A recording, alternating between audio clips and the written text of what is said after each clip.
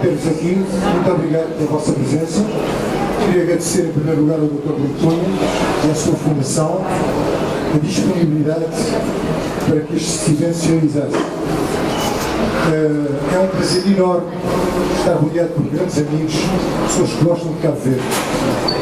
A minha prestação aqui é muito breve. Eu entrego o microfone ao Dr. Rui Cunha para proferir algumas palavras. Uma salva de palmas.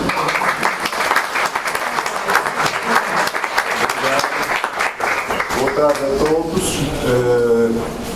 É com prazer que a Fundação recebe mais amigos e especialmente para celebrar a união que existe em todos os que admiram e gostam de Cabo Verde. Eu já perguntei à entrada onde estava a cachupa, ele disse que estava em Cabo Verde. Se calhar para a semana vou a Cabo Verde para provar a cachupa. Muito obrigado a todos por aqui estarem, e em especial porque esta sala foi criada e tem sido usada para todos os que servem, para todos os que estão aqui em Macau.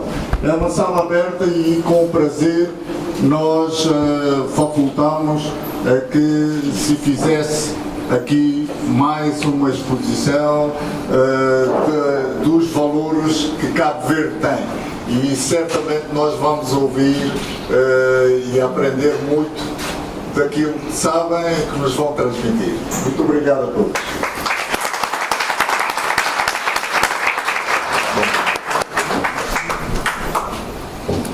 Agora eu passava o microfone ao meu camarada de luto, João Manuel. Uma salva de palmas também para ele. Obrigado. Bom, boa noite. Cabe-me a mim apresentar o orador, uma figura subejamente conhecida aqui em Macau, mas que pouca gente sabia há pouco tempo que ele também fosse cabo-verdiano. Pois o Dr. Jorge Morbey, ou melhor, Jorge Morbey Ferro Ramos Pereira, de seu nome completo, nasceu na cidade do Mindelo em 1942, né? Não vê. Depois estudou em Lisboa, onde licenciou-se de Ciências Sociais e Políticas na Universidade Técnica de Lisboa, em 68. Posteriormente também acabou por se licenciar no Instituto de Altos Estudos da Defesa Nacional e em Organização de Empresas. O primeiro cargo importante que exerceu logo depois da sua formatura foi de diretor do Instituto de Turismo de São Tomé e Príncipe, cargo que exerceu durante um ano, sensivelmente. São Tomé voltou a Portugal, prosseguiu a sua carreira até chegar a chefe de serviço, diretor de serviço, em 1985. Em 85 foi o ano em que veio para Macau para ser presidente do Instituto Cultural. No desempenho desse cargo, lançou várias iniciativas de que se pode realçar pelo menos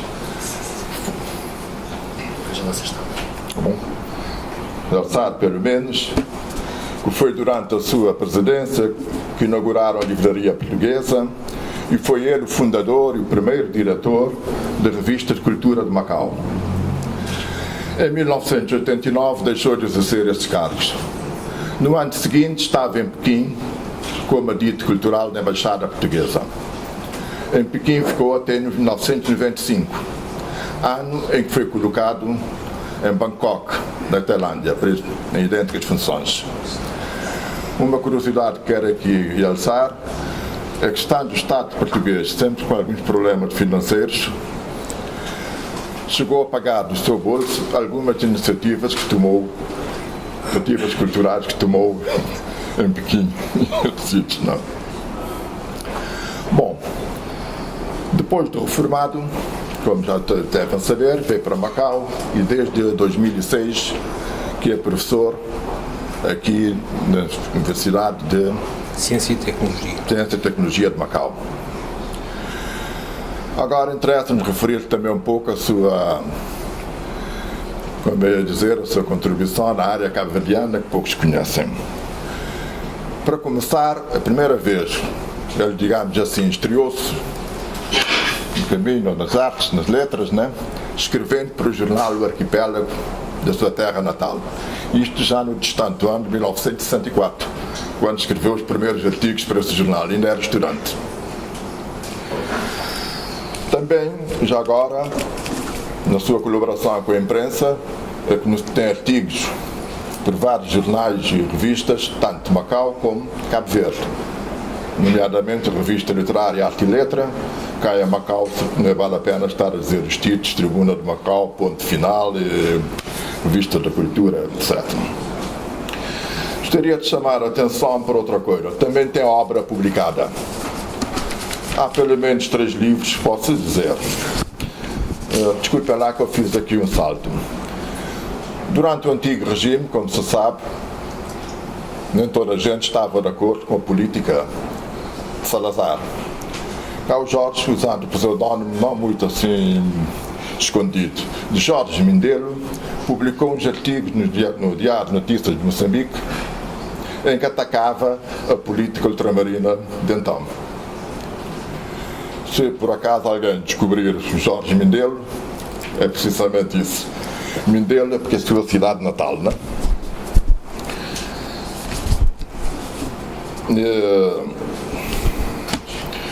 Quanto à sua obra, o primeiro livro que publicou foi em 1967, intitulava-se Esboço de um Estudo sobre Etnosociologia Cabo-Verdiana.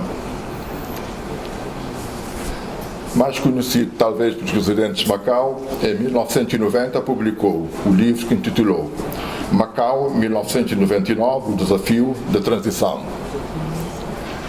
E a última obra publicada, em 2006, já diz respeito à Tailândia, intitula-se Uma Casa Histórica em Bangkok, a residência do embaixador de Portugal.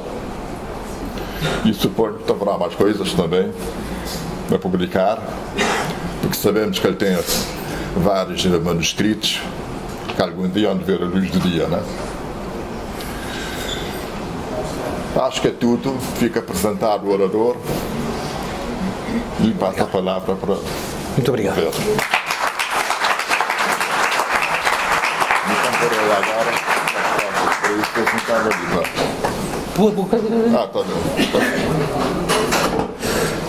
Bom, vamos despachar porque não há muito tempo que a chupa arrefece, não é? Portanto, este estudo que eu vou apresentar aqui é uma coisa iniciada em 2009, que requereu algumas visitas frequentes a Cabo Verde. Houve um ano em que cheguei a ir lá 2 vezes. E, portanto, é, digamos, uma forma de encarar a defesa do nosso património cultural e natural em Cabo Verde. Falar de património tem que se envolver, obviamente, a Unesco, porque a Unesco é, digamos, a tutela do património cultural e natural do mundo inteiro. A Unesco nasceu muito marcada pela devastação mundial operada na Primeira e na Segunda Guerra Mundial. Na Segunda Guerra Mundial, obviamente, a devastação foi muito maior do que na Primeira, porque os meios de destruição sofisticaram-se de uma maneira bastante evidente. Basta... Ok.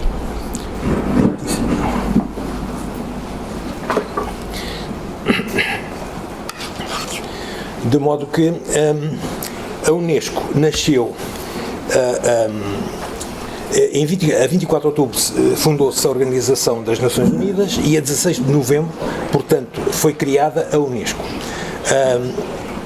A Segunda Guerra Mundial tinha terminado em 2 de setembro de 45, de maneira que houve de facto um despertar repentino das consciências para a necessidade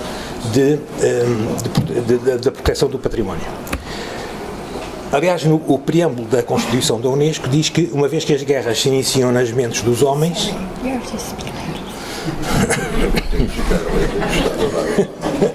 Encostado na bola. Precisava de mais uma mão. Encostado, se não. Uma vez que as guerras se iniciam nas mentes dos homens, é nas mentes dos homens que devem ser construídas as defesas da paz. Vou também ficar broscambroso. Bom, para encurtar razões, nós aqui, como falamos em património cultural e em património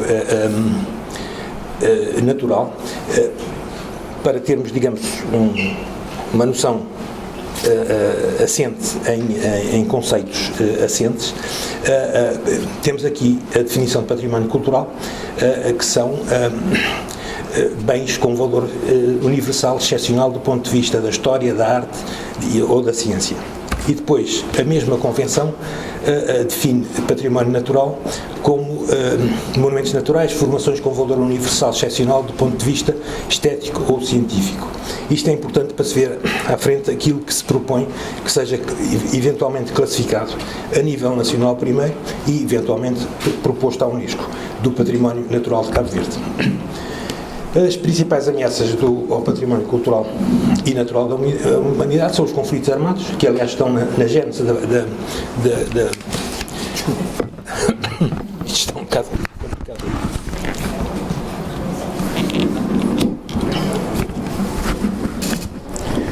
Bom, e portanto, se nós pensarmos em Macau, tirando a questão dos conflitos armados, se bem que na Segunda Guerra Mundial tenha havido a aviação americana tenha bombardeado Macau por causa do petróleo que estava aí disponível, e que em Macau se negociava para fornecer aos japoneses e por ação do cônsul britânico,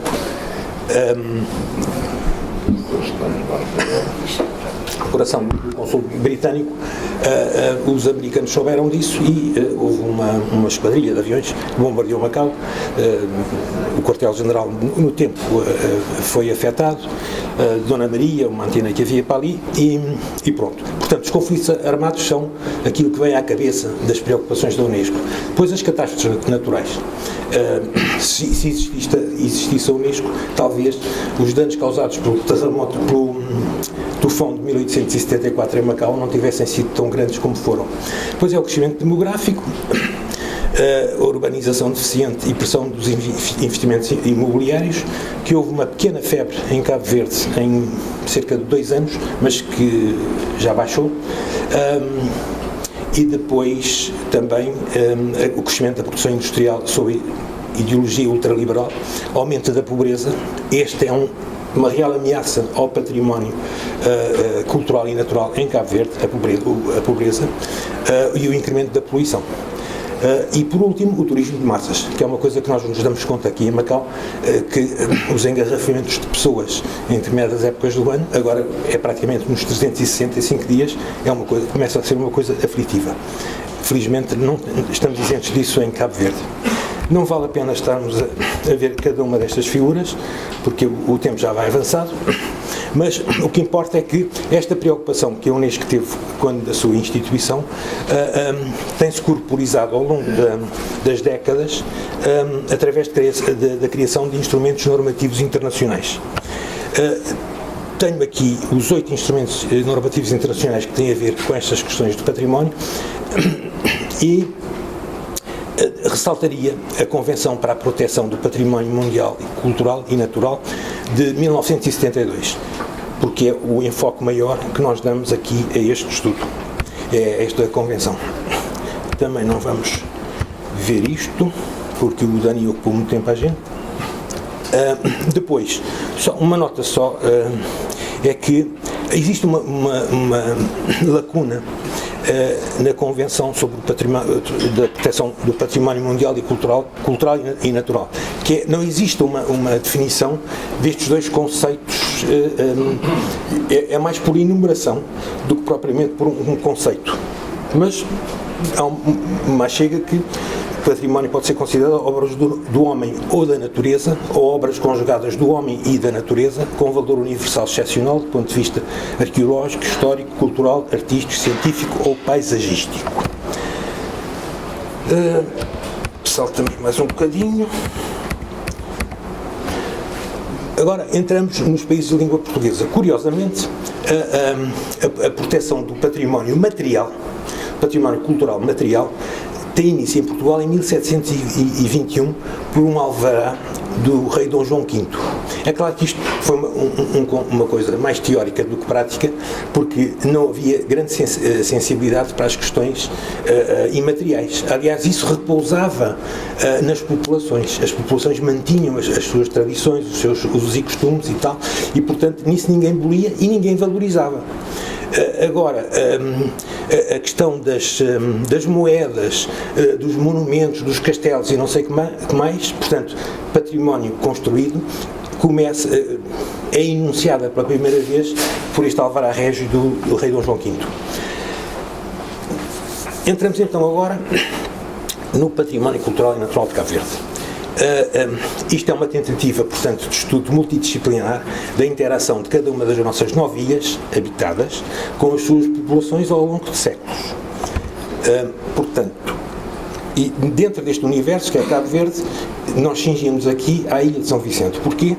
Porque eu tenho uma quantidade razoável de materiais, quer gravuras, fotografias, quer documentação da minha ilha, porque foi a ilha onde eu nasci. Por outro lado, encoraja quem quer investigar este tipo de coisas a circunstância de o povoamento de São Vicente, da ilha de São Vicente, ser relativamente recente, juntamente com a Ilha do Sal, em relação às outras ilhas. E, portanto, encoraja muito que a gente diz, bom, 150 anos e tal, é melhor do que começar no século XVI.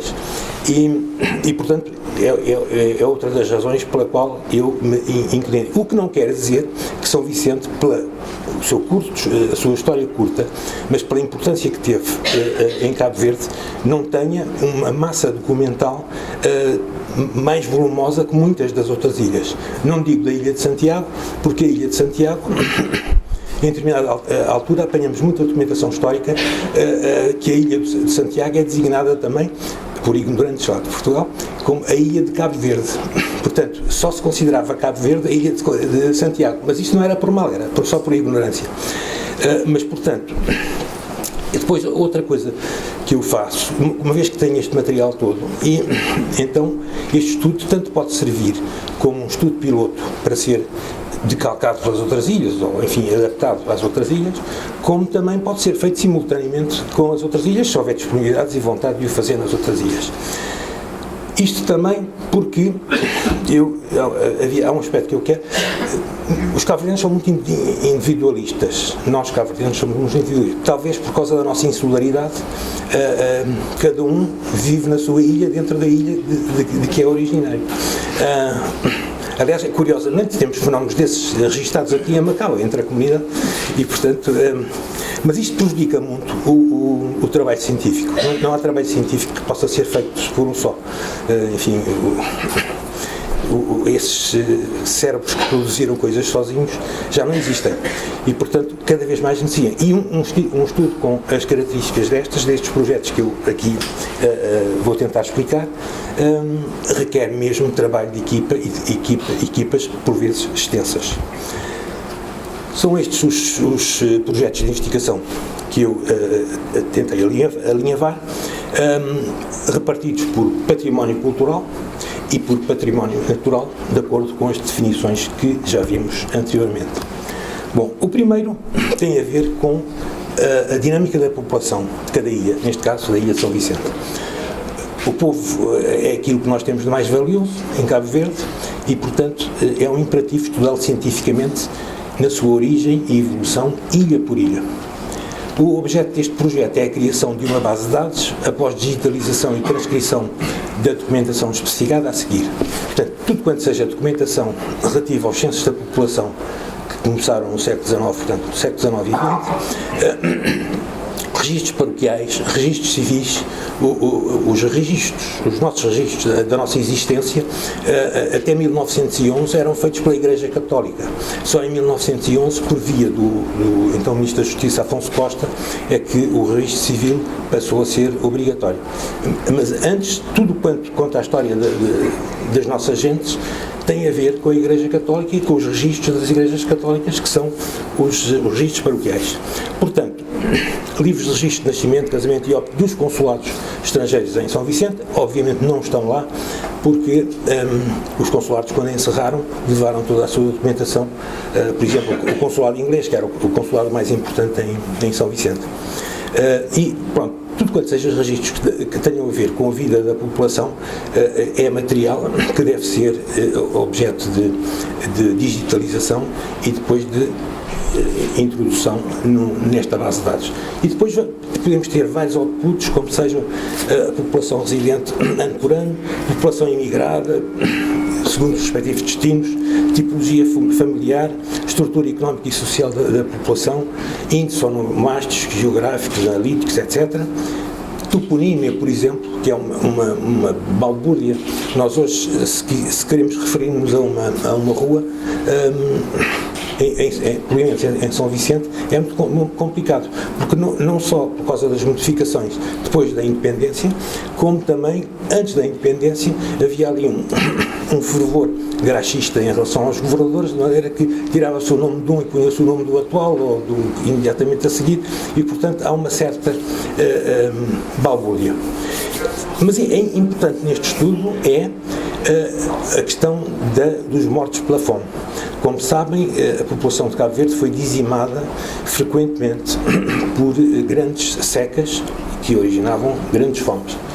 E a maneira de como os americanos fazem, registando os nomes dos seus mortos em combate nas guerras em que se envolvem pelo mundo, eu acho que nós, em Cabo Verde, temos o dever, para com a nossa população, de fazer um monumento ilha por ilha em que registremos o nome dos mortos pela fome, que é complicado, porque só a partir da Segunda Guerra Mundial é que a fome foi a designação da causa da morte, porque até a Segunda Guerra Mundial não havia umas designações que eram dadas, morreu por qualquer que não a fome, e portanto temos muita dificuldade em separar, e portanto tem que se cruzar outros critérios para ver nas certidões de óbito se aquilo realmente não é fome, é ou não é fome. Portanto, esta é a matéria-prima para este estudo, que são os registros paroquiais, os registros civis também, cujo tratamento não deve ser feito à maneira elitista dos genealogistas. Isto é para ser feito maciçamente, isto é para registar, porque, como sabem, os registros são feitos por ordem cronológica e, portanto, temos aqui todo um acervo de informação muito importante, que é o nome do próprio, do registado, a paternidade, os avós de maternos e paternos, a residência, que dá, por exemplo, só por aqui nós vamos poder extrair uma série de informação para a toponímia de cada ilha. E, portanto, como podem calcular, isto é um volume enorme. No caso de São Vicente, os registros paroquiais existem desde 1850. E da totalidade dos registros foram depositados no Arquivo Histórico Nacional na cidade da Praia e já digitalizados pela cooperação brasileira até 1919. Portanto, temos digitalizados os registros paroquiais de São Vicente desde 1850 a 1919. De 1919 para diante têm que ser trabalhados em São Vicente, no próprio cartório paroquial da Igreja de Nossa Senhora da Luz, onde estão 125 livros de batismos, 20 de casamentos, 21 de óbitos e cada um deles com 50 folhas. Portanto, enfim, é um volume de trabalho bastante grande e que requer paciência na sua leitura e cuidado na sua transcrição. Eu, indo lá, como tenho ido, comprei um scanner, levei na bagagem e comecei a scanar desde 6 de março de 1919, que é os últimos que estão digitalizados pela Cooperação Brasileira e que estão no Arquivo Histórico Nacional na Praia, até 1921, o final do ano de 1921. Mas são muitos e, portanto, isto é uma coisa que requer não o trabalho individual, mas o trabalho de uma equipa. Outro estudo é língua e literatura em crioulo de São Vicente. Isto porquê? Porque é importante que cada ilha procure proteger o seu crioulo. Os crioulos de Cabo Verde não há um crioulo uniforme para todas as ilhas. É claro que nós entendemos e dialogamos, e eu falo em crioulo de São Vicente e os meus camaradas de Santiago entendem-me, eu entendo-os a eles, e vice-versa, e os de Santo Antão também. Portanto, não há propriamente uma grande dificuldade no entendimento na comunicação verbal. Mas é importante que estes registros sejam feitos, e nós temos matéria-prima para trabalhar os nossos crioulos. Por exemplo, no caso do crioulo de São Vicente, nós temos estudos que foram efetuados, há dois muito importantes, que foram efetuados, um em 1957 pelo Dr. Baltazar Lopes da Silva, que foi reitor do Liceu de São Vicente durante muitos anos, e em 61 um outro publicado pela Junta de Investigações do Ultramar pela doutora Maria Dulce de Oliveira Almada. E então, estes estudos foram feitos, são estudos sérios. O Dr. Baltazar já não existe, mas a doutora Dulce Almada ainda existe, é viva, e portanto, mas estes estudos foram feitos num contexto político que não dava grande hipótese a sair de determinadas balizas. E, portanto, necessitamos de prosseguir esses estudos agora sem os constrangimentos políticos que havia na altura. Tanto mais que ultimamente têm sido publicados crioulos, estudos sobre, por exemplo, o crioulo de São Nicolau, pelo Eduardo Augusto Cardoso, em 89, o caso Alberto Delgado, em 2008, sobre os crioulos de Barlavento, eletamente natural de São Nicolau, tratou os crioulos de Barlavento, portanto, Santo Antão, São Vicente, São Nicolau, Sal e Boa Vista, o nome das ilhas, e portanto, na esteira de um trabalho que hoje ninguém o menciona, mas é um trabalho fabuloso, importante, que data de 1886, ele foi publicado pela Sociedade de Geografia de Lisboa em 1886, que se chama O Crioulo de Cabo Verde, e foi feito por dois indivíduos que não eram cabo-verdianos, que era o Joaquim Botelho da Costa, que era o administrador do Conselho de São Vicente, e o Dr. Custódio José Duarte. Portanto, o objeto deste estudo é este. Agora, para encurtar razões, porque a gente em Cabo Verde discute muito, e às vezes discussões muito estéreis, para não haver perda de tempo, então, para os fins deste projeto, o conceito de literatura de São Vicente diz respeito a quaisquer trabalhos apresentados em crioulo de São Vicente. Por exemplo, há uma coisa, enfim, de quando eu era muito jovem, que eram umas gravações radiofónicas de um senhor que era fotógrafo profissional, o Nho Junga, que tinha um programa na rádio que se chamava Aquele Degrau de Escada.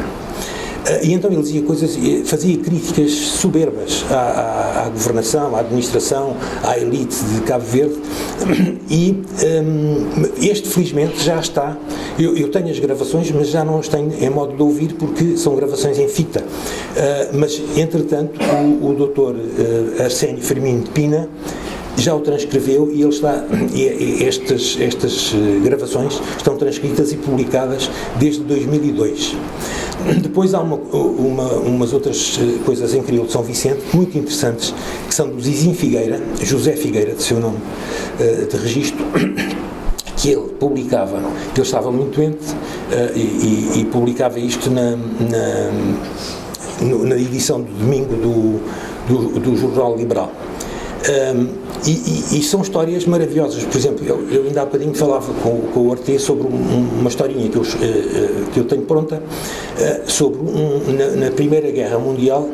A minha avó contava que da janela da casa dela tinha visto um submarino alemão entrar por Porto Grande e torpedear um navio mercante que foi encalhar na zona da Galé, na chamada Cova da Inglesa. Nunca mais pensei nisso, mas pronto, há tempos desafiaram-me e eu tenho já a história completa disto, porque e fui buscar, por exemplo, esta história do submarino alemão, que não tem nada a ver com a forma como foi enfim, escrita e passada de geração na nossa memória coletiva, que é uma ficção completa. O nome do comandante do submarino não corresponde ao nome dele mesmo. O comandante alemão do submarino não torpedeou os barcos de carga por ser amigo do povo de São Vicente, como consta na nossa memória, porque ele torpedeou, porque naquela fase da guerra, imediatamente a seguir à entrada dos americanos na Primeira Guerra Mundial, o que contava na contabilidade da guerra era o número de toneladas abatidas, de navios abatidos, e portanto isso não tinha nada a ver com bom, e portanto digamos que é a recolha destes materiais todos e o eventual estabelecimento de um acordo com a Cabo Verde Telecom para, através de linhas telefónicas gratuitas, as pessoas agarrarem no telefone e contarem histórias, partidas, anedotas, fábulas, enfim, mesinhas populares que possam ser gravadas, ficar gravadas e depois serem trabalhadas, terem tratamento linguístico e tratamento literário. O tratamento linguístico, enfim, é o tratamento sincrónico e o diacrónico. Necessitamos de ver, portanto, se dentro da mesma área da ilha existem sub-regionalismos, enfim, que coexistam, como é que se fala da mesma maneira em determinadas áreas de uma ilha e de outra na outra ilha. Depois a comparação diacrónica, isto é, saber se houve determinados termos que nasceram de novo, se houve termos que se tornaram obsoletos e já ninguém refere, como expressões que eu me lembro da minha infância, que era quando se queria dizer que uma pessoa era feia, chamava-se feio moda desavessa de pedra. Isto é, e esta imagem é uma imagem extremamente importante. Se repararem, numa caminhada por um monte, por uma serra, se tirarem uma pedra que está há muito tempo ali, enfim, faz-se um bocadinho de força, tira-se, a imagem do reverso da pedra é realmente das coisas mais feias que há, porque tem terra, tem vermes, lagartos, não sei o quê e portanto é uma expressão extremamente importante, como outras, o Nenflaça, o Adé, o Adesh, são tudo expressões que podem ser testadas se subsistem, se foram substituídas por outras e tal, e portanto dar uma perspectiva de dinâmica da própria língua. A ideia em relação ao crioulo de cada ilha, para o seu tratamento literário, é a edição, não só em livro, mas principalmente em suporte mais moderno, em CDs e tal, que seria extremamente útil para as nossas comunidades imigradas. É um bocado o meu caso, não é? Eu tenho 3 filhos e nenhum deles sabe falar crioulo, o crioulo da minha ilha. Isso acontece normalmente em todo o lado. Os filhos, portanto, a segunda geração de cabo-verdiano que nasceu já no estrangeiro ou fora de Cabo Verde, já não dominou o crioulo.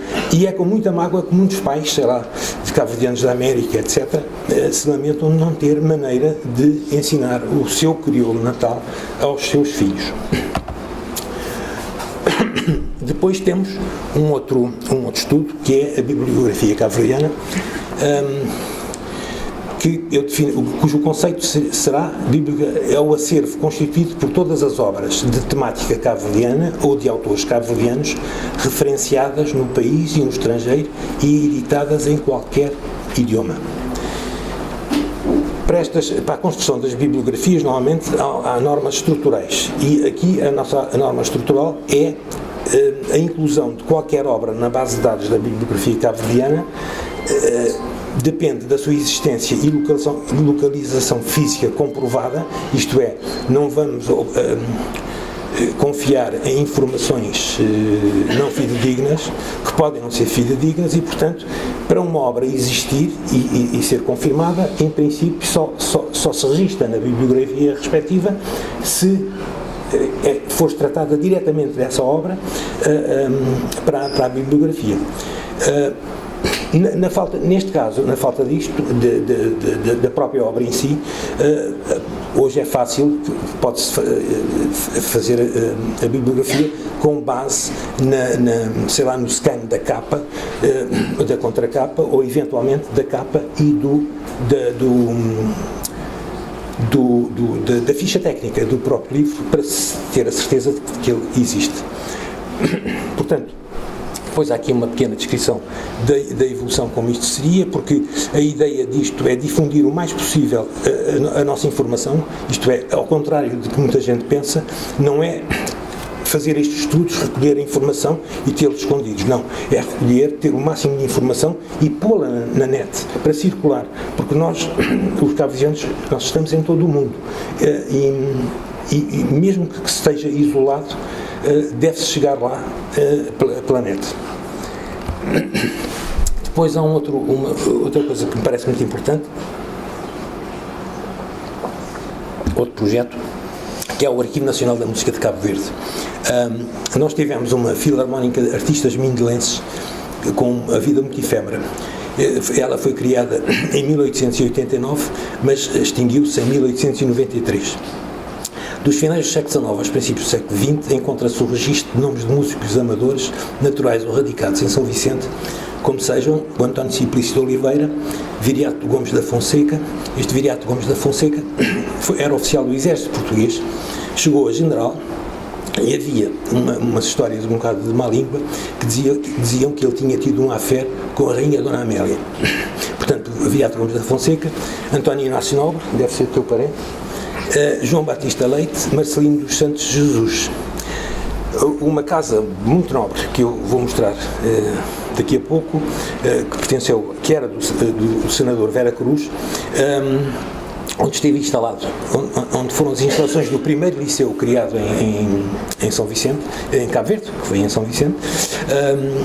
Alojou, na mesma época, atividades de teatro, canto, bailes e a Orquestra Filarmónica, dirigida por João Santiago Gomes.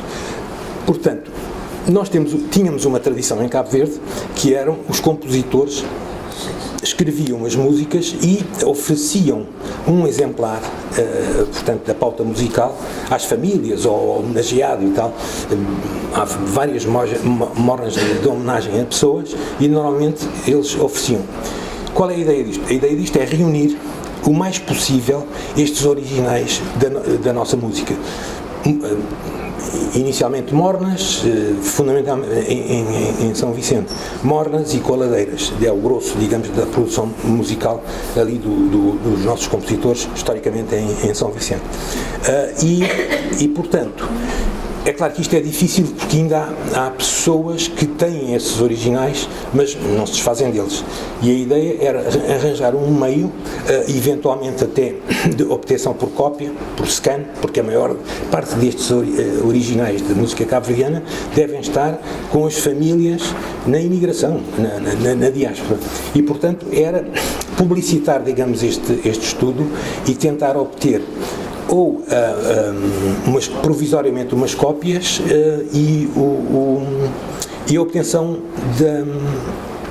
dos originais, ficar até que se encontrasse solução satisfatória para todas as partes envolvidas para a transmissão da posse dos originais, que é uma questão que leva ao seu tempo, mas o que era importante era haver para já uma primeira recolha, ainda que fosse por intermédio de fotocópias, de scan por e-mail.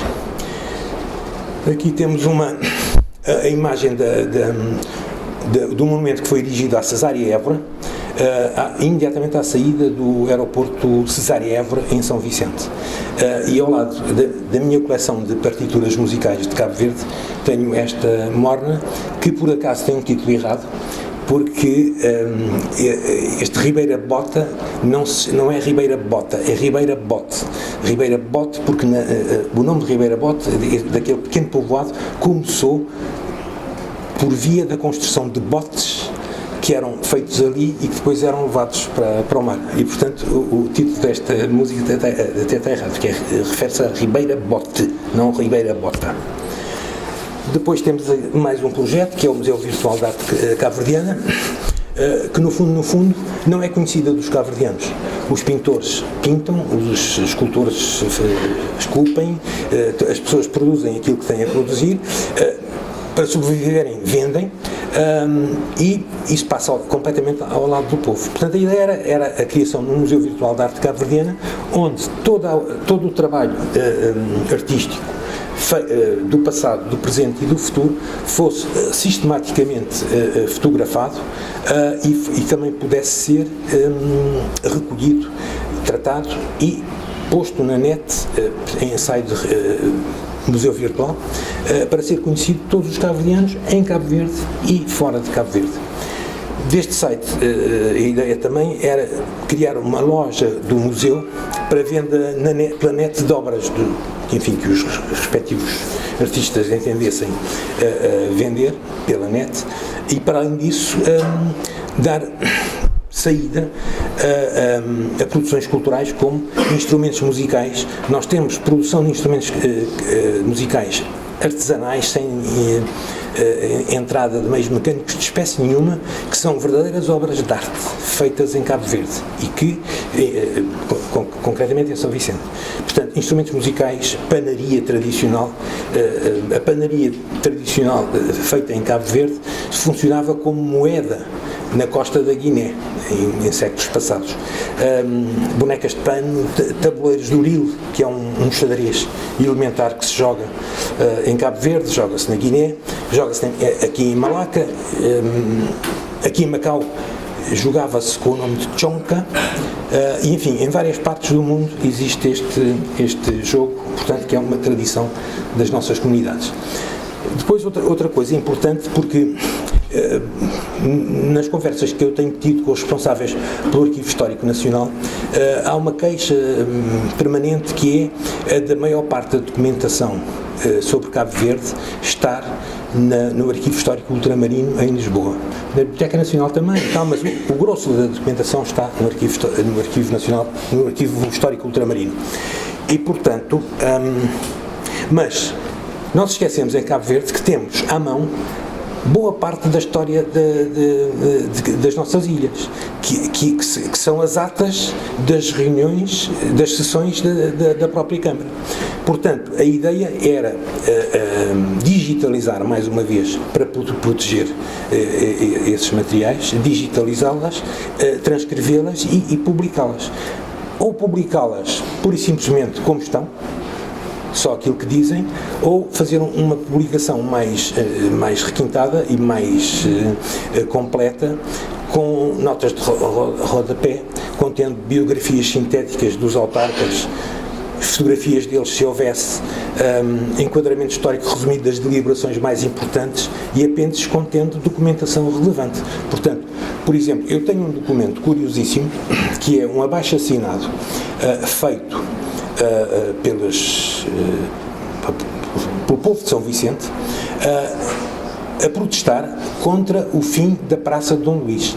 A Praça de Dom Luís, que existe novamente em São Vicente, tinha sido pedida pelos ingleses para instalarem um depósito de carvão. E então o governo português autorizou e a praça foi eliminada. E em compensação, os ingleses pagaram com a construção do que hoje ainda se chama Praça Nova, e esse abaixo-assinado é porque tem a sua origem, é porque a população entendia que aquele passeio público tradicional, à maneira portuguesa, o passeio público chamado Praça Dom Luís, desaparecia dali do centro da cidade e a Praça Nova ficava muito longe. Portanto, é um protesto escrito em que está devidamente fundamentado e com as assinaturas de centenas de pessoas protestando contra a transferência da Praça de Dom Luís para o sítio onde ela hoje está, que se chama Praça Nova, que fica aqui. 200 metros. Não é mais que isso. Bom, portanto, a propósito das atas das câmaras, eu apresento aqui à direita a Câmara Municipal da Praia, a sede da Câmara, o edifício sede da Câmara Municipal da Praia, e à esquerda o edifício sede da Câmara Municipal de São Vicente. E com esta curiosidade, este edifício da Câmara Municipal da Praia foi desenhado 12 anos antes de ele ter vindo para Macau pelo Visconde de São Januário. Isto é, o Visconde de São Januário era, em 1860, capitão, engenheiro, e é ele o autor do projeto, deste e de outros projetos que eu vou mostrar a seguir, da Câmara Municipal da Praia. Depois temos um outro projeto que são as festas populares da Santa Cruz, Santo António, São João e São Pedro, que eu tenho aqui as designações em crioulos. Portanto, estes festejos são transmitidos de geração em geração, mas ou não estão estudados ou estão muito mal estudados. E, portanto, nós precisávamos de os estudar como forma de fundamentar a sua inclusão no calendário turístico da ilha e, eventualmente, de ponderar a sua candidatura a património universal pela Unesco. Porque são festas muito... podemos ver aqui, por exemplo, à direita, a Ribeira de Julião, em São Vicente, é digamos, o coração das festas de São João, que é o Colá São João, que eu não consigo exemplificar, e portanto, onde há comes e bebes, e há, enfim, e é uma festa. Ao lado temos exatamente a Capelinha de São Pedro, em São Pedro, que podem ver o estado de degradação em que ela está, e mais grave que isso é a circunstância de ser aprovado o projeto de construção do Hotel Foia Branca na Praia de São Pedro, que está encostado à fachada da Capelinha. Isto é, para eu tirar esta fotografia, tive que me esparramar completamente de costas e mesmo assim não consegui apanhar, não dá, pelo menos a minha câmera, a minha máquina fotográfica não dá para apanhar isto. Portanto, isto foi um descuido certamente da Câmara Municipal de São Vicente. Depois o Carnaval de São Vicente, que é uma coisa já relativamente conhecida, mas o Carnaval de São Vicente parece mais uma imitação do Carnaval do Rio do que qualquer coisa originária. Eu penso que o Carnaval de São Vicente terá nascido ou diretamente, recebido diretamente de Portugal, ou através da Ilha de São Nicolau, porque a Ilha de São Nicolau, que é vizinha da Ilha de São Vicente, tem um Carnaval muito mais antigo. E, enfim, com um grande peso, mas que não está divulgado, porque não tem, enfim, os meios de divulgação que o de São Vicente tem. O de São Vicente atrai muita gente das outras ilhas, nomeadamente membros do governo, altos funcionários da administração, que se pisgam da cidade da Praia, na altura do Carnaval, para irem assistir ao... Portanto, há um estudo muito interessante, feito em 2011, pelo Dr. Moacir Rodrigues, que se intitula mesmo O Carnaval do Mindelo, e ele procura ir às raízes e explicar a razão de ser de cada coisa, e eu penso que devíamos fazer um esforço de repurificar o nosso Carnaval de modo a que ele deixe de ser uma cópia fácil do Carnaval do Rio de Janeiro. E tem esta informação, que já dei lá para Cabo Verde, de que o Carnaval do Oruro, na Bolívia, é o maior evento cultural anual na Bolívia. E, portanto, foi declarado Património Intangível da Humanidade em 2001 pela Unesco, e que talvez um intercâmbio cultural entre Oruro e São Vicente pudesse estimular, digamos, a reposição do nosso Carnaval do Mindelo nas suas origens. Depois, o último dos projetos é o crescimento urbano e o património arquitetónico. Desde já, mais uma vez, este nome desta Rua dos Coqueiros, está errado, porque o nome é Rua de Coco e não Rua dos Coqueiros. E, portanto, entramos então agora na parte do património. A metodologia preconizada para este trabalho do inventário, classificação e definição de zonas de proteção do património arquitetónico é completamente inovadora em relação àquilo que se fez no trabalho do património arquitetónico de Macau, ou mesmo em Portugal ou no Brasil, porque o método que aqui se preconiza é fundar todo este trabalho no sistema legal de publicidade da titularidade dos bens imóveis. Portanto, aqui não há discussão, é o que está lá, é o que está lá.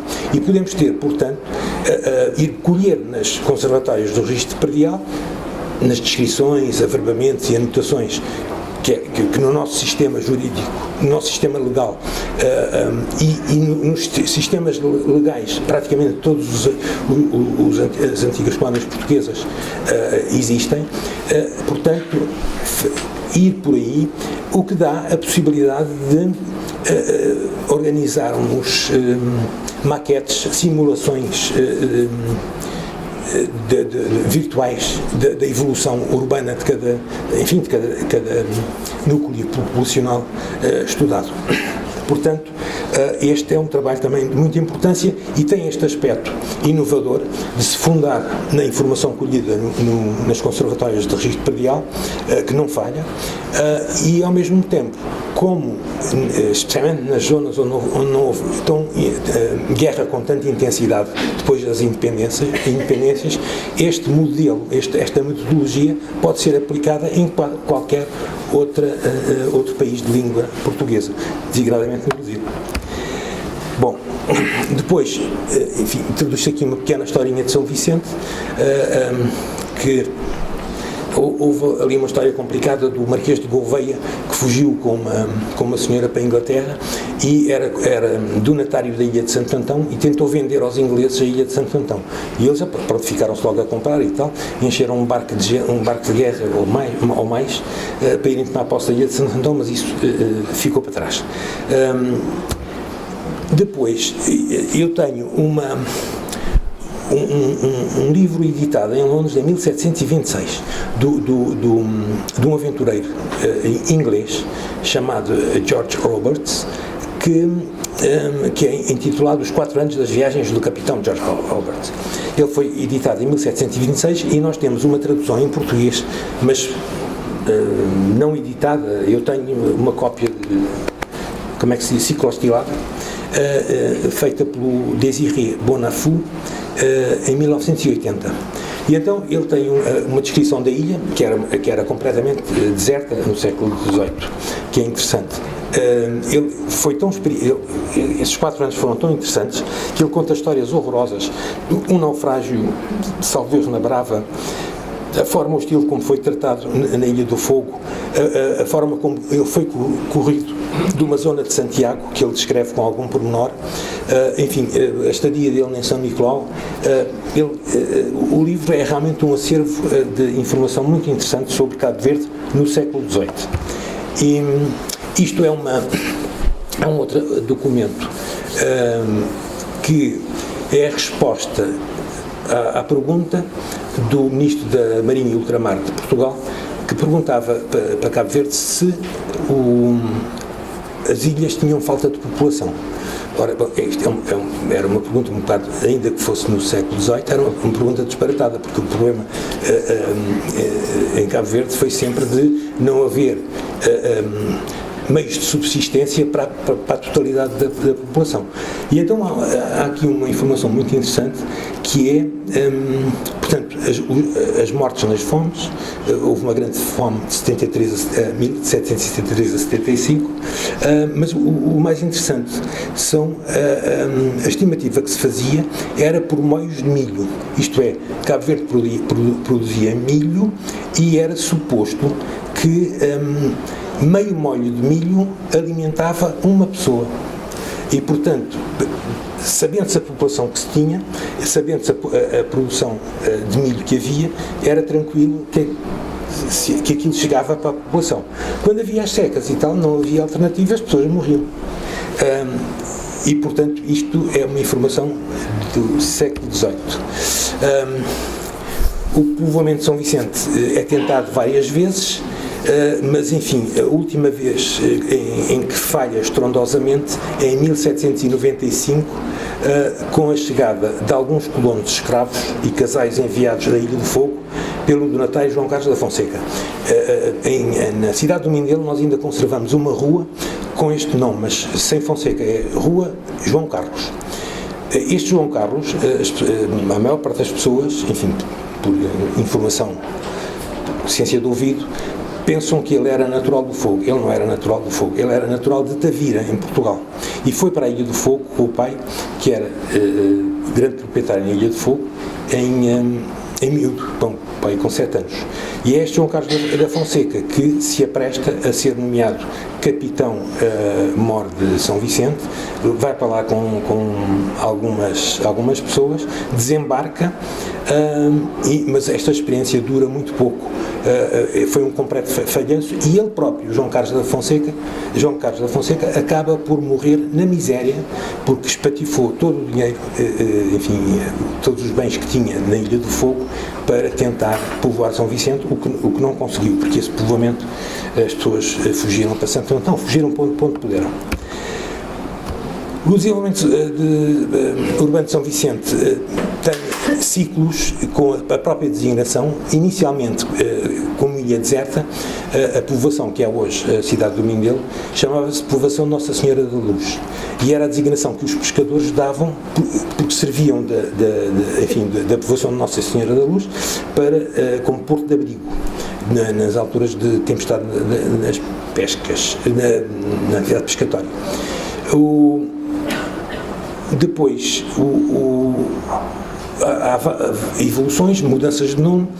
Em 1798, com aquela eterna preocupação dos governadores de serem simpáticos, enfim, para os seus patrões, para o ministro de Marinha e Ultramar, a povoação tomou o nome de Dom Rodrigo, porque era ministro da Marinha e Ultramar um senhor que se chamava Rodrigo de Sousa Coutinho.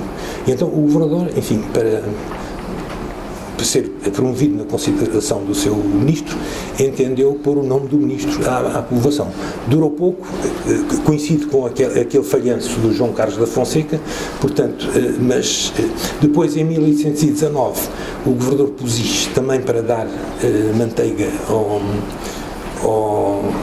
à realeza, portanto, muda o nome para Vila Leopoldina, e esta Dona Leopoldina era a mulher do Dom Pedro IV de Portugal e primeiro do Brasil, e este nome também, quer dizer, não funcionou. E realmente o primeiro nome oficial da cidade do Mindelo, portanto, é a povoação do Mindelo, em 1838, pelo Sá da Bandeira, e nessa altura a população era de cerca de 400 habitantes, em 1838. Depois, em 1858, a povoação de Mindelo passa à vila, e já tinha em 1861, 3 anos depois, tinha 1141 habitantes, e em 1879 passa a cidade, já no reinado do rei Dom Luís em Portugal, e já tinha 3.297 habitantes. Portanto, podem ver que num período relativamente curto a população cresce. Por via de quê? Por via dos ingleses que se instalam ali em São Vicente e querem, era a altura em que a navegação transatlântica deixa de ser feita à vela e passa a ser feita a vapor. E, portanto, os ingleses, enfim, que mandavam no mundo, que precisavam ter postos de abastecimento de combustível para a sua navegação. E São Vicente era, digamos, o mais perto da Europa que eles podiam ter. Temos aqui uma gravura antiga que é atribuída ao tal governador que pôs o nome de Dom Rodrigo, que era um Marcelino António Basto, que foi para lá. Ele era funcionário da Fazenda, portanto, hoje se chama-se funcionário das Finanças, e depois é feito governador por este Dom Rodrigo de Sousa Coutinho. O primeiro, portanto, plano urbano de São Vicente consta, está aqui com os nomes das ruas e tal, mas nada disto se concretizou. A igreja não se construiu, as ruas não existiram e, portanto, nada disto funcionou. É um plano, enfim, projetado, mas nunca executado. Depois, com a designação em 1819, a ilha tem as tais 120 pessoas que viviam, enfim, em situações bastante precárias. Tinham ido, segundo provavelmente um teu parente, que era o feitor de São Vicente, Manuel José Oliveira, tinham vindo 34 povoadores de Santo Antão, que é a ilha que fica de fronte. E então, este Manuel José Oliveira tem uma carta muito interessante para o governador, para o Pusis, que diz que já se acha finalizado o trabalho das casas da alfândega com os obreiros que vieram da ilha de Santo Antão, os quais foram pagos como o costume da dita ilha, e já se acham cobertas de madeira que do meio das que se achavam na igreja, que não existia, era uma palhota, e sobrou bastante. Informava ainda que às ditas casas faltavam fechaduras, e com a força do sol e chuvas mandei cobrir o teto de palha em cima da madeira por falta de telha. Portanto, não havia materiais de construção, não havia fechaduras para as portas, não havia telhas para os telhados, e então é isto que vem mais tarde a ser resolvido. Em 1827, um comandante de marinha que lá esteve, em Cabo Verde, falava que as únicas edificações que havia, construídas de pedra e cal, eram a alfândega e o armazém da Urzela, eram os outros edifícios de pedra e telha. Tudo mais são casas palhoças, sem exceptuar a igreja e o presbitério. É o comandante Lopes de Lima que dá esta informação em 1827. Há um sujeito que eu ainda não consegui identificar, porque ele assina-se Sampalhudo, que escreve em 1840 uma coisa que eu julgo que vale a pena nós vermos. A única povoação que há na ilha de São Vicente está situada num vale formado por duas serras com uma cor ferruginosa, o qual se estende até à praia do Porto Grande. A povoação é composta de miseráveis que apenas se sustentam de leite, cabrito e milho no tempo das águas, e no tempo seco de milho e peixe. A água que bebem é da Matiota, próximo do mar, em distância de mais de 1 milha da povoação. Esta água é coberta pela maré nas águas vivas e, como fica mais baixo que a superfície do chão da povoação, é impossível canalizá-la. E em quantidades tão pequenas que, quando 2 navios fazem aguada, a gente de terra fica sem água. Bom, depois há aqui uma informação que vai ser útil para mais daqui um bocadinho, que diz que próximo da casa da alfândega, portanto a primeira alfândega construída, edifício com pedra e cal e telhas, há uns pequenos poços de que os habitantes usam no tempo das chuvas para beber, mas que não pode ter essa aplicação no tempo seco por ser muito salobra, e além disso, em tão pequena quantidade que mais parecem poços de lama que de água. Querendo os habitantes escavar um destes poços para que a água fosse mais abundante, apenas fizeram a escavação. A água que tiveram era água salgada, como se do mar a tivessem tirado. Portanto, não foi fácil fundar e viver em São Vicente nos seus primórdios. Bom, a situação melhora e o ano de 1851 é realmente o ano da aceleração de São Vicente para a frente. E aqui temos um diploma que diz que, estando a ilha ainda inteiramente falta de edifícios decentes e cómodos para a habitação ou acomodação das pessoas que por motivos de comércio ali vão ou ali se queiram estabelecer, então ficaram isentos de direitos de importação os materiais à direita especificados: madeira, cantaria, pedra de alvenaria, cal, tijolos, telhas de barro e a chamada da América, ferragens, as tais fechaduras que o Oliveira não tinha para fechar as portas da alfândega, vidro para vidraças, etc. esta aceleração no desenvolvimento de São Vicente, depois ainda também em 1851, o diretor da Alfândega de São Vicente passou a exercer as funções de chefe das alfândegas do Círculo Norte, até então desempenhadas pelo diretor da Alfândega da Boa Vista. E aqui, neste ano, é editado o primeiro guia turístico de Cabo Verde, que é uma raridade, e é feito por quem? Pelo Sr. John Randall, que era cônsul inglês, que residia em São Vicente e que tem a coragem de preparar isto em São Vicente, este guia turístico relativo a todas as ilhas, e que é editado em Inglaterra em 1851. Podemos ver, ele começa logo pela descrição do Porto Grande e faz montes de elogios, porque de facto os ingleses se enamoraram-se completamente da ilha de São Vicente e da cidade do Mindelo, basicamente. Em 1853, a primeira fortificação séria de proteção do Porto é edificada no Monte da Pontinha, da ilha de São Vicente, e é curioso que com os meios técnicos para executar este tipo de obras, as obras começam em março de 1852 e terminam em julho de 1853, e garante-se que não houve deslize nos orçamentos iniciais, isto é, o orçamento foi cumprido, a obra foi feita num prazo fantástico para os meios técnicos de construção na altura, e o fortim agora está em ruína, porque correspondeu a uma fase em que a especulação imobiliária estava muito grande lá em Cabo Verde e mesmo em São Vicente, e portanto o fortim, que tem uma imagem negativa, porque durante alguns anos, aí anos 40, 50, o fortim era a prisão da ilha de São Vicente, e portanto penso que as pessoas não tinham propriamente um sentimento de pertença muito grande, porque isto foi edificado, chamava-se Fortim del Rei, para a defesa, com artilharia e tal, para a defesa do Porto. Mas talvez esse deslize para prisão reduziu o sentimento de pertença do Fortim em relação ao povo. E está. Temos aqui uma primeira concessão de terrenos na ilha de São Vicente, na zona urbana, na zona da cidade, em 1853, onde não é por acaso, há para aí uma dúzia de ingleses que obtêm,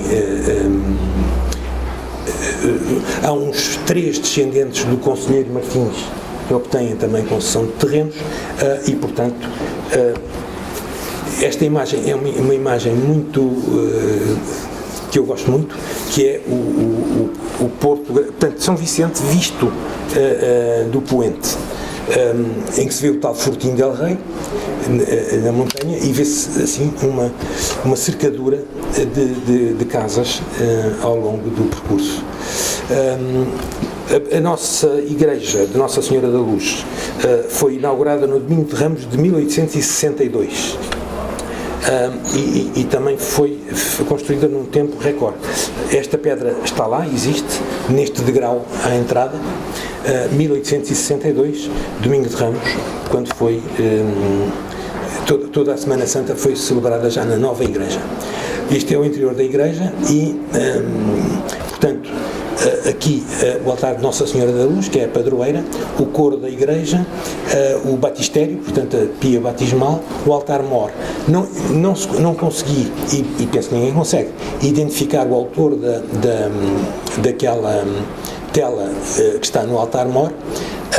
Também não se consegue identificar a autoria deste medalhão que está no teto da igreja, mas consegue-se, naquela inscrição que está em baixo, saber que aquele medalhão foi restaurado em 1955 pelo Sérgio Frusoni, que era daquelas famílias italianas que se radicaram em São Vicente. Temos aqui o novo quartel militar, porque o primeiro quartel militar existia nas traseiras do Palácio, no tempo em que o Palácio só tinha o piso térreo. depois passou a ter mais um piso. E este projeto é curioso também porque foi feito e as obras foram dirigidas pelo Visconde de São Januário em 1860, quando lá estava. Aliás, no canto inferior direito podem ver a assinatura e a data do Januário Correia de Almeida, que era o nome do Visconde de São Januário.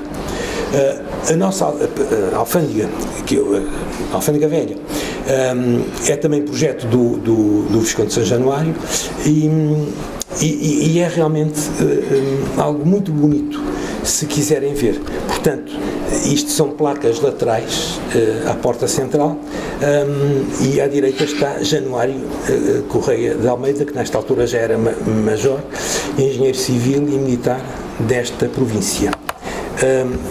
O interior da alfândega é muito bonito e é extremamente agradável. Reparem, por exemplo, do lado direito em cima, aquela abertura hexagonal, provavelmente porque seria a zona onde os produtos que se poderiam deteriorar ficavam para maior proteção com o fresco da noite. E aqui acho que esta antiga alfândega hoje é o Centro Cultural de São Vicente e, portanto, tem montes de peças de artes, tem livraria para venda de edições cabo-verdianas, e é uma coisa muito interessante, que são os fechos das janelas ovais, que são os originais e que funcionam e que são realmente uma maravilha. E eu acho que esta alfândega, não é por ser o Visconde de São Januário, mas acho realmente uma coisa muito bonita e tem muito mais materiais, mas enfim, para aqui não dava para ver. Esta gravura diz que é Mindelo em 1864, mas não pode ser. Isto aqui é um erro. Ela terá sido publicada a primeira vez em 1864, mas reporta-se um ano muito, porque o que já vimos, a antiga alfândega, é de 1860 e, portanto, sendo isto posterior, a aparência da cidade é extremamente... não encaixa aqui aquele edifício que acabámos de ver, que é de 1860. Portanto, isto aqui é um erro que tem que ser investigado, mas isto é uma planta da cidade do Mindelo de 1888, onde nós podemos ver que o início, portanto, a urbanização de São Vicente começa na pracinha da igreja, portanto, a igreja que vimos há bocadinho, e está mais densificada na zona onde é hoje a Rua de Lisboa, aqui à esquerda, e a zona da Salina, ou da Praça de Estrela, como agora lhe chamam. Isto é o edifício do telégrafo inglês, que hoje são os serviços da Cabo Verde Telecom, arquitetura inglesa. Isto é onde desagua toda a água vinda das nascentes do Madeiral, e por isso se chama Madeiral, que é uma obra bonita também. Estes dois medalhões que estão aqui dos lados, ao lado de cada porta, para o lado de dentro, não se conseguem ler muito bem, mas têm a informação da firma que cuidou do abastecimento de água à cidade, por canalização vinda das fontes do Madeiral, canalizações essas que foram feitas por um engenheiro americano, que eu tenho o nome, e que casou com uma filha do Augusto Ferro, que era presidente da Câmara Municipal de São Vicente, nosso parente. E depois podemos ver aqui a ansiedade das pessoas que iam com latões grandes ou pequenos, consoante os que tivessem, para se abastecer, porque não havia abastecimento Ok. Pronto, estão a pôr na rua o nosso hospital, que é de 1899. Esta é a célebre casa do senador Vera Cruz. Há aqui um episódio que o senador Vera Cruz cedeu a própria casa dele para funcionar o liceu, criado em 1917, e depois o liceu foi extinto por um ministro sinistro chamado Vieira Machado, e os protestos foram tão grandes que ele teve que ser reaberto. E então o liceu chamava-se Liceu Infante Dom Henrique. E, enfim, para não ser para o governo central não ser completamente simpático, sentindo-se um bocado forçado a reabrir o liceu, então negaram o procedimento do nome Liceu Infante Henrique, alegando que esse nome já estava atribuído ao Liceu de Macau e, portanto, o Liceu Infante Henrique não podia ser, o liceu não podia ser, e passou a ser Liceu Gilianes, que é o nome que conserva. Isto é o Palácio do Mindelo, onde residia o governador quando se transferia para lá, o nosso mercado municipal, Pelourinho, que é um edifício muito bonito. Eu tenho isto fotografado com pormenores dos interiores e é realmente uma maravilha da arquitetura. Isto é a tal Praça de Dom Luís, um edifício das companhias inglesas. Isto era o outro abastecimento de água, isto é, com o crescimento urbano de São Vicente, com o aumento da população, a água das nascentes de São Vicente não era suficiente. E então constituiu-se uma companhia que, por sinal, se chamava Ferro e Companhia, que ia buscar água em naviozinhos, barcos cisterna, à ilha de Santo Antão e transportava para a Vascónia e, portanto, aquelas bichas, filas de pessoas que vimos ali, tanto podiam ser na Vascónia como na...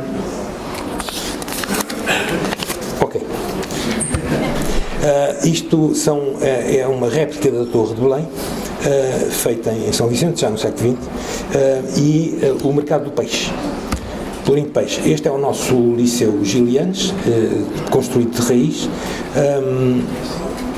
que hoje se chama Escola Secundária Jorge Barbosa, salvo erro. Este é um outro edifício que está em iminente perigo de ser destruído, porque, enfim, a família que o detinha desde os anos 20, quando ele foi construído e começou a funcionar, os naturais de São Vicente foram ao cinema pela primeira vez na vida, todos, a este cinema, mas isto foi vendido a um cabo-verdiano, enfim, que não sabe muito bem do paradeiro dele, e está na iminência de ser destruído. Em determinada altura, eu pedi ao arquiteto, o autor do projeto do BNU, portanto, daquela torre de vidro, e mandei para a Presidente da Câmara de São Vicente a dizer, olha, tem aqui este projeto de graça, para manter o edifício e encontrar aqui uma solução de rentabilizar a área do terreno sem destruir pelo menos a fachada do Eden Park. Depois, isto é o fim mesmo, o Património Natural de São Vicente, a primeira designação que este Monte Cara teve era cabeça de Washington, porque os baleeiros americanos frequentavam muito Porto Grande e portanto, eu acho que esta imagem, vê-se este perfil, penso eu vejo claramente a testa, o nariz e a boca, e portanto, se os americanos no século XIX e antes chamavam aquilo cabeça de Washington, era porque de facto aquele relevo lhes fazia lembrar a cabeça do seu primeiro presidente e portanto julgo que o Monte Cara é um monumento natural constituído por formações físicas com valor universal, excepcional, do ponto de vista estético, e ao ponto de ter feito lembrar aos americanos do século XVIII e XIX a cabeça do seu primeiro presidente. E, portanto, julgo que isto houve uma tentativa há aí 2 ou 3 anos de iluminar o Monte Cara, penso que na altura da inauguração do aeroporto em São Vicente, do aumento da pista, mas falhou. E, portanto, é uma das coisas que eu penso que a ser considerada património natural é este monte. E a seguir o Ilhéu dos Pássaros, que além de ser enfim, uma peça digna do património natural, pode preencher as condições da Unesco para ser património misto, uma vez que nele foi construído o farol de Dom Luís, portanto um farol de sinalização da navegação. Depois há uma questão mais complicada, que é o Poço e a Laje da Matiota, e isto é mesmo o fim. O Lopes de Lima dizia que junto à ponta da Matiota, ao lado do norte, há uma laje que oferece desembarque cómodo, como é um cais, e próximo está um poço de água potável, do qual se abastece a pequena povoação e ainda pode oferecer aguada para gastos a 1 até 2 navios. Este conjunto, portanto, a Lágia, que era o primeiro sítio onde se podia embarcar ou desembarcar antes de haver qualquer cais. E o poço que fornecia água à população são, digamos, a sua porta de comunicação com o mundo da Ilha de São Vicente, desde tempos imemoriais até à infraestruturação da ilha na segunda metade do século XX. E agora, há aqui uma cartografia que eu queria pedir-vos só mais um bocadinho. Portanto, esta cartografia é atribuída ao governador Puzic, que foi governador entre 1818 e 1820, e então está ali assinalado à direita, em baixo, o Poço da Aguada, como podem ver. E a lágia deve ser imediatamente naquele bico ali formado. Mas depois podemos confrontar com este levantamento do Porto Grande, feito pelo mesmo Lopes de Lima, em que ele fala ali também, assinalado está o Poço, a dizer, e Ponta da Matiota, e portanto, digamos, que corresponde a esta informação. Agora, eu penso que o que ele chama Ponta da Matiota seria no tempo dele essa designação, porque depois, no levantamento feito pelo Sena Barcelos, em 1899, ele chama a isto Pontinha. Já não refere o poço, já não registra o poço, mas chama Pontinha. E a Pontinha era o sítio onde foi erigido o padrão dos descobrimentos, e onde as pessoas iam passear e tal. E eu penso, portanto, que esta mudança de nome, quer dizer, aquilo e será muito difícil, porque a pontinha, esta parte da pontinha que tinha foi destruída quando foi construído o cais acostável, e portanto será muito difícil, salvo autorizarem que se façam escavações e investigações, porque isto deve ter sido tudo subterrado na altura da construção do cais acostável na segunda metade dos anos 50. Agora, eu não digo mais nada, isto fica à vossa disposição para lerem, porque isto dá realmente a dimensão universal do cabo-verdiano. Isto é, um cabo-verdiano do Japão, nascido no Japão, que é descendente de um cabo-verdiano nascido na Ilha da Brava em 1838 e que trabalhava nos baleeiros e depois foi parar ao Japão, onde teve descendência, e este senhor, acho que se chama... Pronto, está ali tudo escrito, está à vossa disposição. Muito obrigado.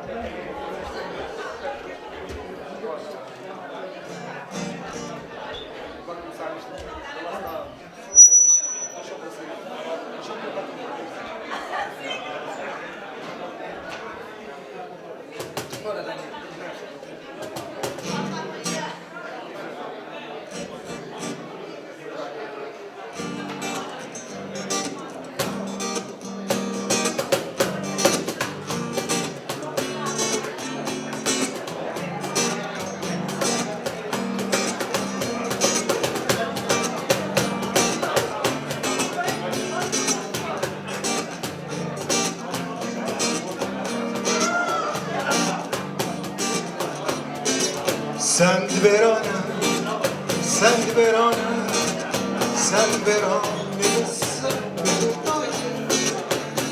Verona, Sen Verona, Sen Verona, Sabedo,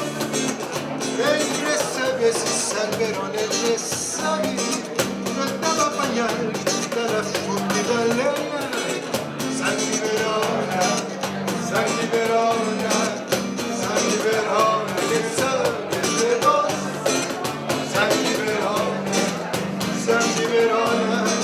San Liberona, ele sabe de nós. Quem quer saber se sangrou, ele sabe. Eu estava apanhando da fonte baleia. Quem quer saber se sangrou, ele sabe. Eu estava apanhando da fonte baleia. Sangue Verona, Sangue Verona, Sangue Verona, ele sabe de nós.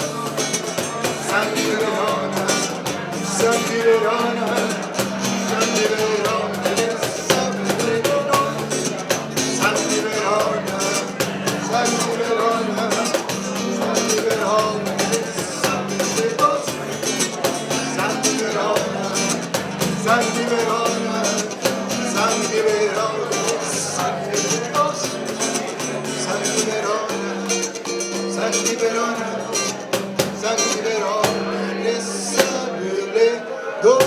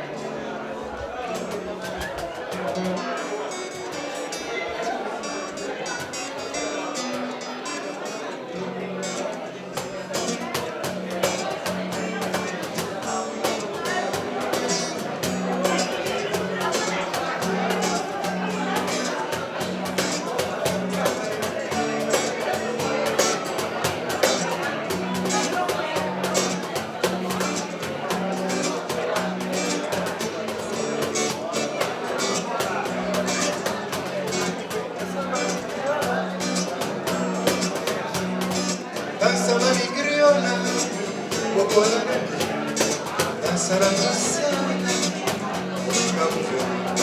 danza la mi criolla, popola, danza la massana, Samura ela na noite terra, Cabo Verde, na nota assim, bem Samura ela na noite terra, Cabo Verde.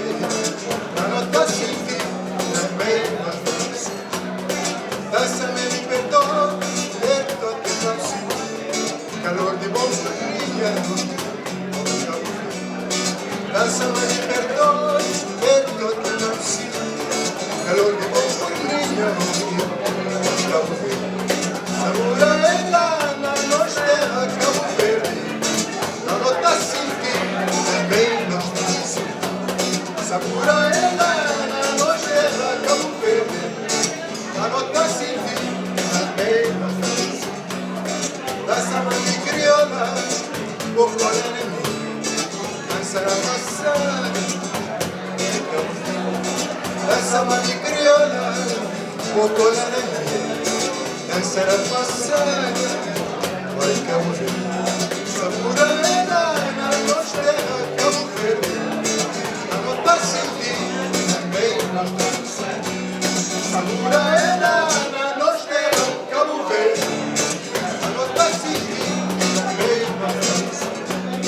dança mãe crioula, o colene, dança a maçã, vai Cabo Verde, dança mãe crioula, o colene, dança a maçã, vai Cabo Verde, Samura ela na noite terra, Cabo Verde, a nota Silvi, também Samura ela na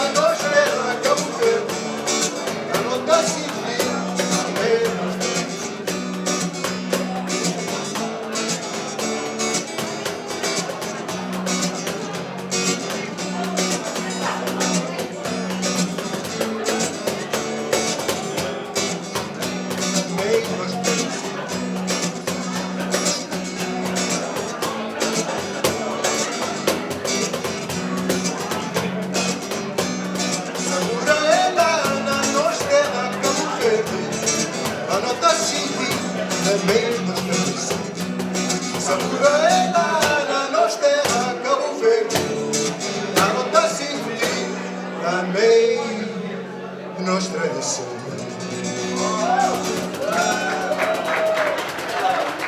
Não estou a sentir o público. Pois está a melhorar.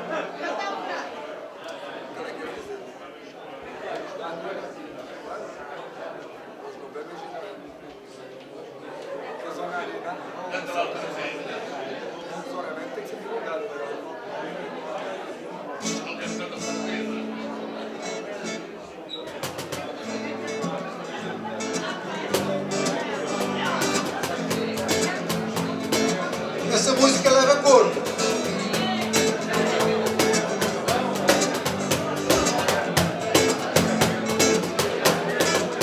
Oh narina, oh narina, oh narina, tu também que sou eu. Oh narina, oh narina, oh narina, tu também que sou eu. Oh narina, oh narina.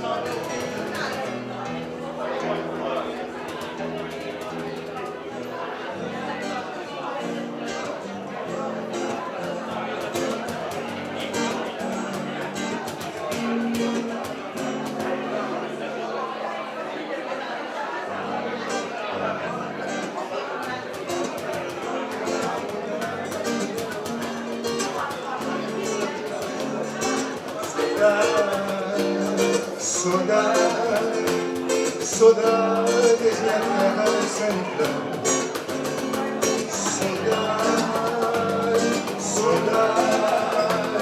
Saudades na terra sangrão. Demonstravas caminho longe, demonstravas caminho longe. Esse caminho passa tu. Demonstravas caminho longe, demonstravas caminho longe. Esse caminho passando.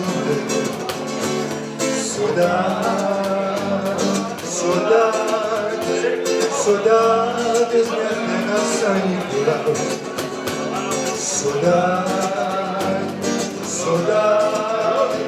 Saudades minha terra sangrão. Se você escrever, se você escrever, a até dia que eu voltar. Se vos escreveu, tá escrevendo. Se vos esqueceu, tá esquecendo. Até dia que eu voltar. Saudade, saudade, saudade de minha terra sanitária.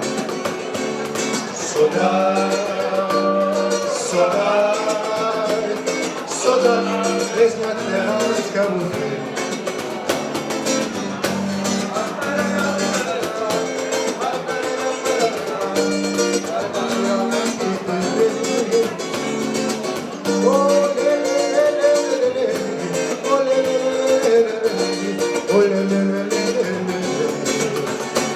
Saudade, saudade, saudade minha terra central. Saudade, saudade, saudade minha terra Cabo Verde. Mostrava esse caminho longe, mostrava esse caminho longe, esse caminho passa muito leve. Mostrava esse caminho longe, mostrava esse caminho longe, esse caminho passando. Saudade, saudade, saudades na terra Cabo Verde. Saudade, saudade, saudade desse minha terra São Nicolau. Só comer.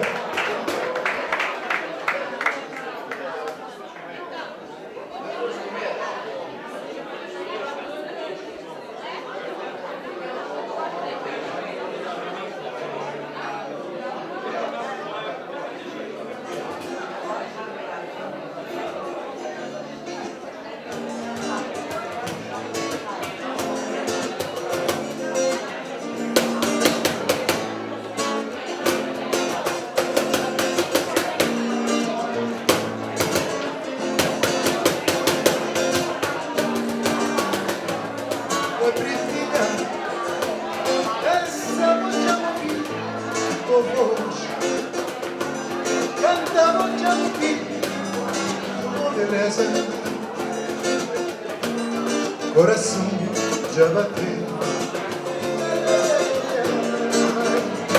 Oh, pretinha, cantamos já no fim, voz.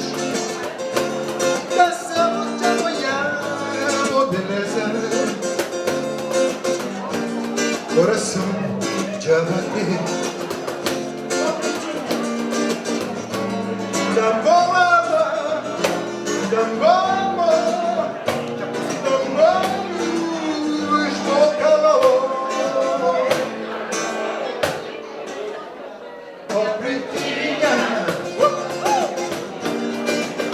Oi, oi, oi, pretinha. Oh, pretinha. Oh, pretinha. Dançamos aqui, oh, beleza. Cantamos, te amo vivo, voz. Coração já bateu. Oh, pretinha, dançar, vou te amo vivo, voz. Cantar pra amanhã, uma beleza. Coração já bateu. Damboa, damboa, damboa, esbocalou. Oh, pretinha, oh, pretinha, oh, pretinha, oh, pretinha, oh, pretinha, oi, oi, oi, pretinha. Oh, pretinha,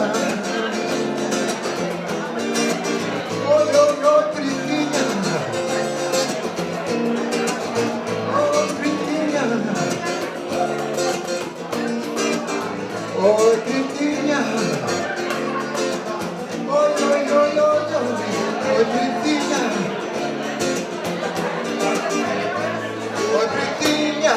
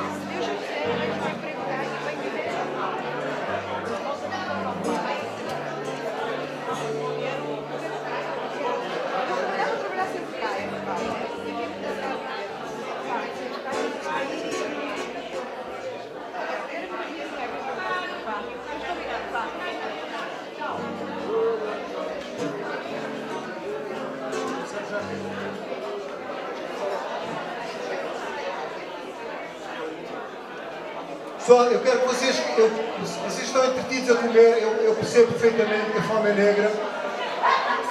Estamos a tratar de questões africanas, a fome é negra, mas eu gostava que vocês fizessem coro comigo.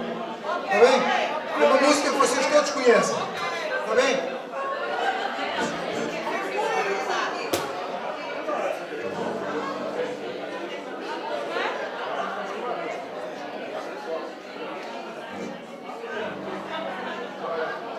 Oi, Antônio Escadeirão. Oi, Antônio Escadeirão. Oi, Antônio Escadeirão. Primeira vez, lá na Ribeira Grande, passação foi bem no reservatório. Hoje era 3, entra no reservatório. Quando eu saí no daquele descomandado, oi, Antônio Escadeirão.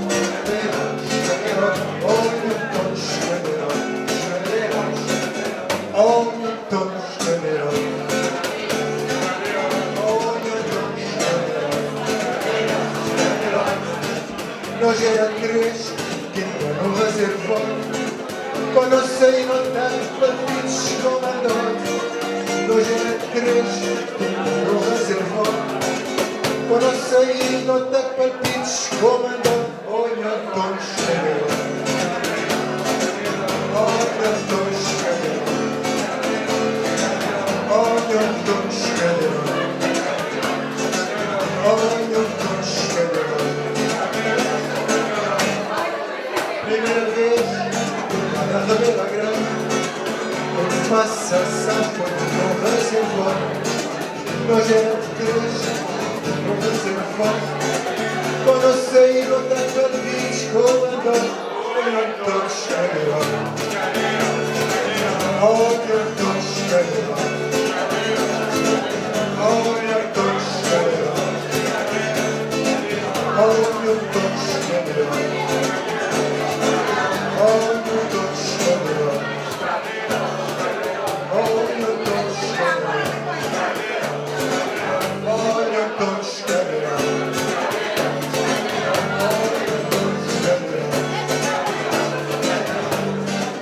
Primeira vez, na Ribeira Grande, passação foi no reservatório. Nós era 3 no reservatório. Quando eu saí no partidos comandante. Olha Antônio Escadeirão. Olha Antônio Escadeirão.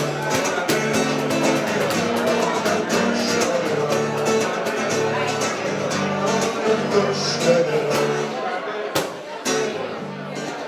Primeira vez, uma na Ribeira Grande, passação foi no reservatório. Nós era 3 no reservatório. Quando eu saí no partidos comandante. Olha Antônio Escadeirão. Olha Antônio Escadeirão. Olha Antônio Escadeirão. Olha Antônio Escadeirão.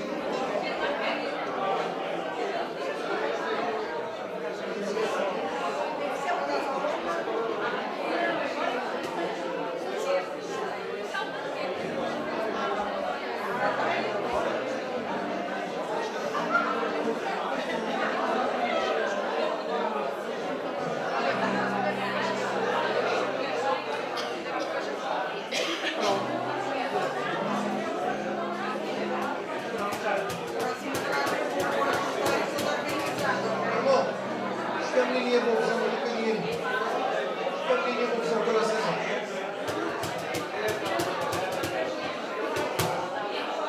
Ninguém quer coração, João?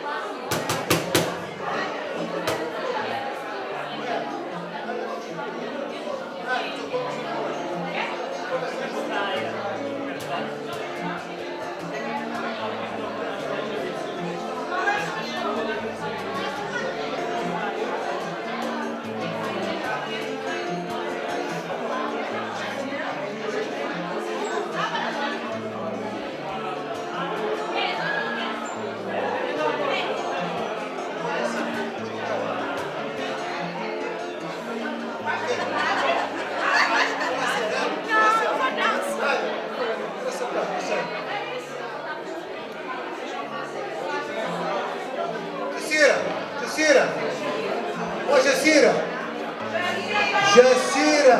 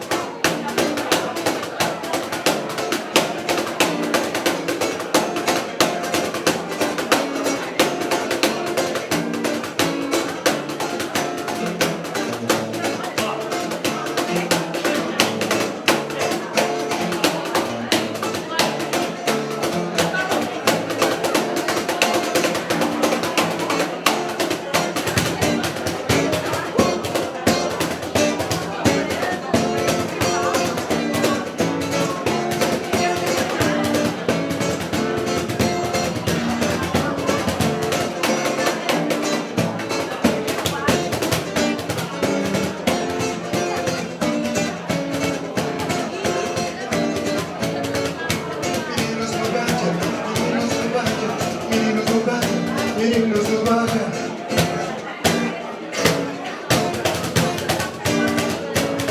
Não fica.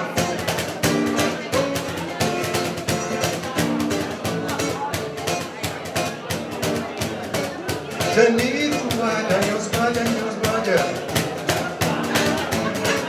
Janito Baja, Deus Baja, Deus Baja.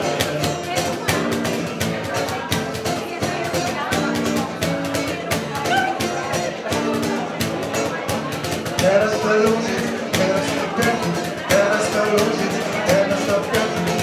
Deus bate, Deus bate, Deus bate, Deus repica, é terra, é sangue, é camão, é cuscuz, é bidão, é xere. Deus bate, meninos, Deus bate, Cabo Verde, Deus transpira, Deus ri, Deus chora, Deus canta. Deus toca, Deus bulha, terra, sabinho, coisa sabe, camoca, filho terra, bolacha, amigos, Deus bate, mãe, Deus bate, amigos, Deus bate, repica.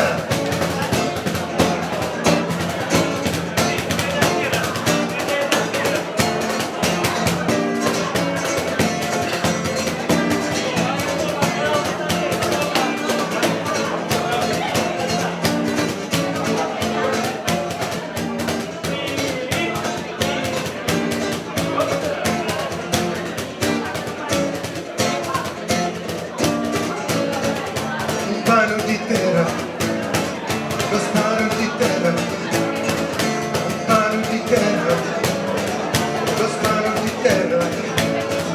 Meninos, meus baja, meninos, meus baja, meninos, meus baja.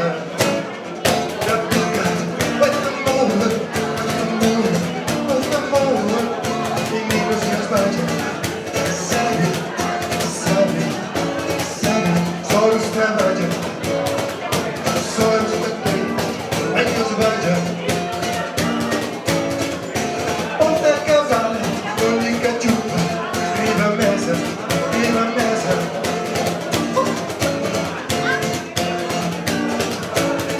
Espera Deus que trabalha, espera Deus que trabalha.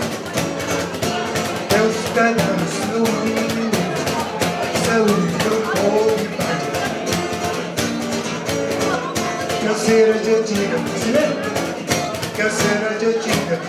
Acima, canseira de tinta. Acima, canseira de tinta. Suaviza, meninos nos bate, devagarinho, meninos nos bate, devagarinho. Ratica, catica zero, catica zero.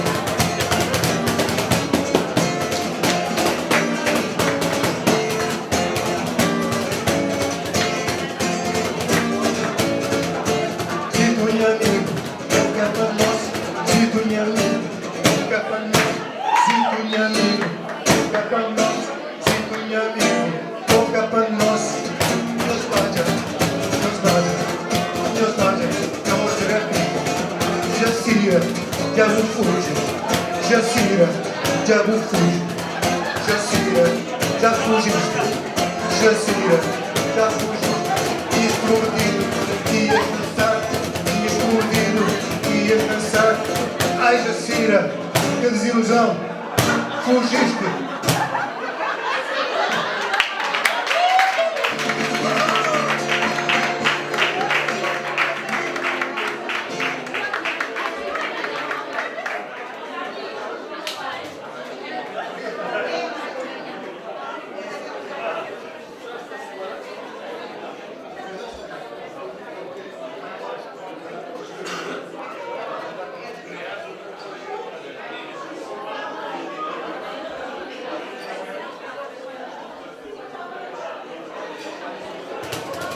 Se alguém quiser tocar ou cantar alguma coisa, estamos juntos.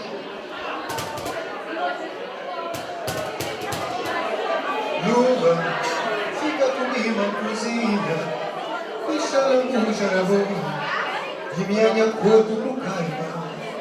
Lua, fica comigo na cozinha, deixa a lambuja na boca, e minha cor do caima.